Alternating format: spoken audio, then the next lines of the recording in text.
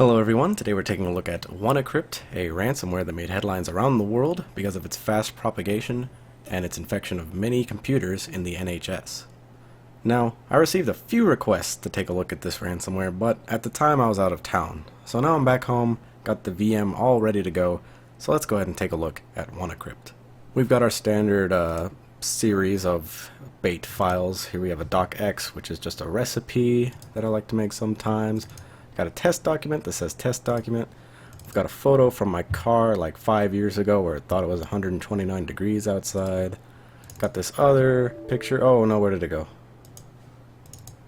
Oh, now it works. Okay, the video's already broken. But anyway, we got this picture that accurately represents my feelings every time I build with Legos.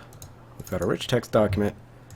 And finally we have this spam PDF that was emailed to me, and these will all be encrypted by the worm/Trojan. So let's go ahead and run WannaCrypt, and we have everything disabled. All network shares, there's not even a network card attached to this virtual machine, because I have quite a few devices on this network, and I don't think my roommates or girlfriend would appreciate having all of their files encrypted. Because the thing that sets WannaCrypt apart from most other types of ransomware is the fact that it not only encrypts files on your local computer and sends emails or stuff like that, it will seek out random IP addresses and all the computers it can find on the network and encrypt those files as well. Yeah, we'll go ahead and allow this to happen. Sounds good to me.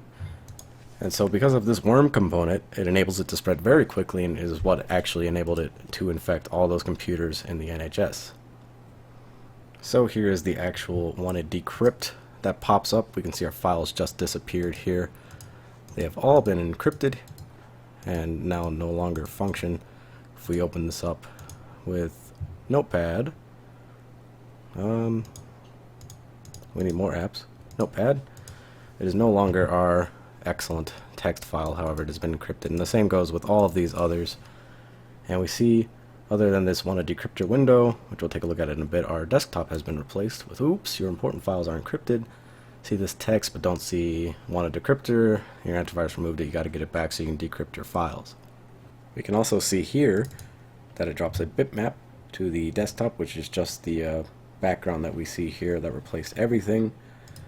We also have a new text document saying, what's wrong with my files? Oops, your important files are encrypted.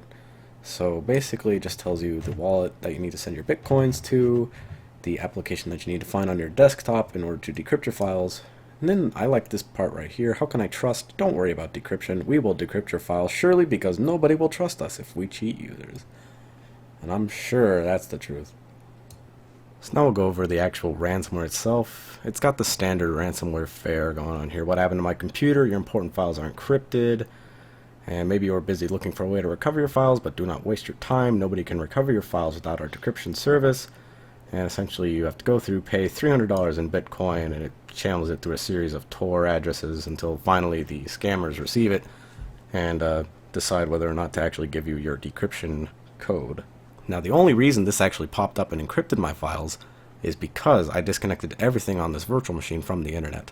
As it turns out, the malware has a sort of kill switch activated in it, in which it tests for a domain name which at the time that the ransomware was propagating was not activated. Nobody had registered it. And as long as it found that it was not able to connect to it, it would encrypt your files and continue trying to infect new computers.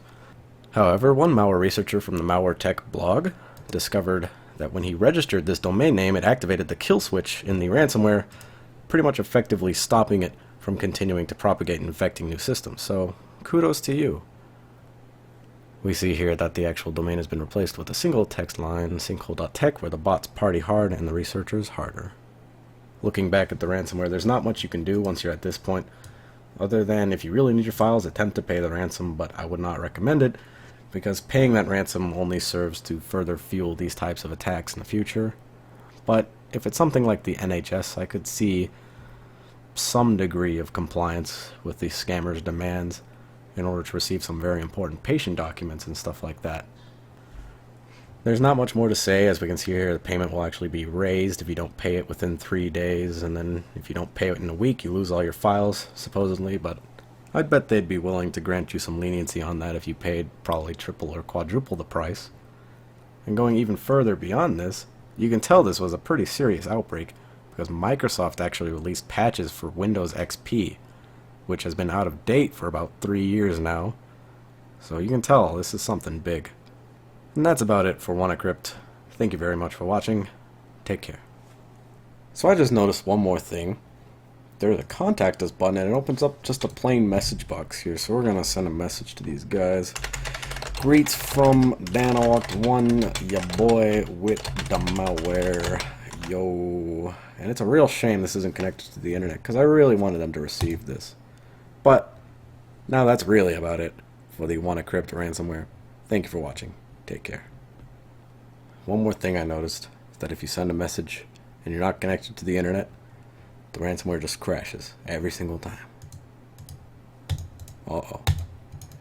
Well, good luck getting your files back now. Nah, I'm just kidding. We can actually close the program and just launch it one more time, and you're good to go. You can pay the ransom for your files.